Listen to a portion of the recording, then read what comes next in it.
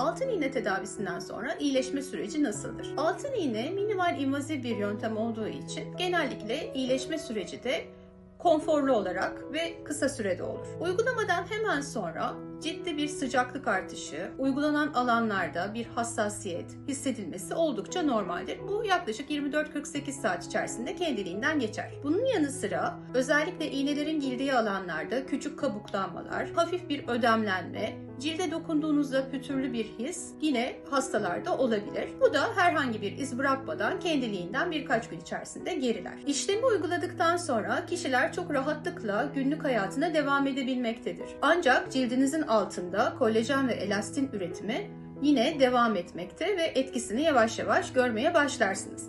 Ancak yine de dermatoloji uzmanınızın önerdiği kremleri kullanmayı unutmayın ve mutlaka çok sıkı güneşten korunun.